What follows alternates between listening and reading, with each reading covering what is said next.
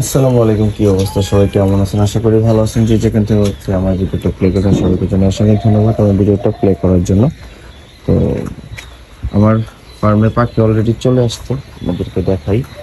এখানে হচ্ছে প্রায় 12,000-এর কাছাকাছি পাখি আছে। হ্যাঁ, তো পাখি ফার্মে ছাড়ার পরে কোনো জায়গা থেকে পাখি আনার পরে প্রথমে যে ওষুধটা দেবেন, যদি খুব গরমের মধ্যে আসে তাহলে হচ্ছে আপনারা ব্যবহার করবেন লাইসিবিট বা স্যালাইন জাতীয় কিছু ওষুধ, এবং এটার সাথে অবশ্যই ফসফেট ব্যবহার করবেন। এই ওষুধটা ব্যবহার করবেন। এই ওষুধটা মাস্ট বি একটা ইম্পর্টেন্ট মেডিসিন, দামে কম মানে ভালো যেটাকে বলে। টেকমি কোম্পানির ওষুধ, আপনি যে কোনো কোম্পানির একটা ফসফেট ব্যবহার করতেই পারেন, সমস্যা নেই। এই ওষুধটার দাম পড়ে মাত্র হচ্ছে আপনার কত টাকা, 80 টাকা বা 75 টাকার মতো নেবে। হ্যাঁ, 80 থেকে 75 টাকা নেবে।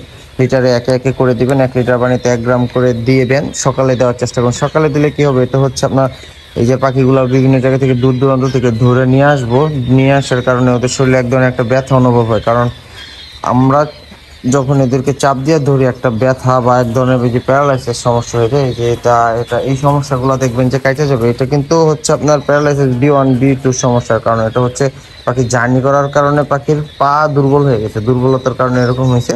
তো প্রথমে আপনারা এই ওষুধটা ব্যবহার করবেন। এই ওষুধটাতে প্রচুর পরিমাণে কার্যকরী ক্ষমতা আছে। আপনার এই যে জ্বর, ব্যথা, হালকা ঠান্ডার সমস্যা, সামান্য ঠান্ডার সমস্যা, কিন্তু এটা মূলত মেন কাজ হচ্ছে জ্বর এবং ব্যথার জন্য আপনারা এটা ব্যবহার করতে পারেন। উপকার পাবেন পাখি ছাড়ার সাথে সাথে। আপনারা এটা ব্যবহার করবেন, 1 লিটারে 1 গ্রাম করে ব্যবহার করবেন। 1 থেকে 2 দিন ব্যবহার করলে এনাফ হয়ে যাবে। এরপর আপনার নর্মালি যে মেডিসিনগুলো ব্যবহার করেন, তো আমি এরপরে কি মেডিসিনগুলো ব্যবহার করি নেক্সট ভিডিওতে দিব। ভিডিওটা ভালোভাবে লাইক এবং শেয়ার করবেন, এবং পরবর্তী পার্টটা দেখার জন্য আমার চ্যানেলটা সাবস্ক্রাইব করে রাখবেন। আল্লাহ হাফেজ।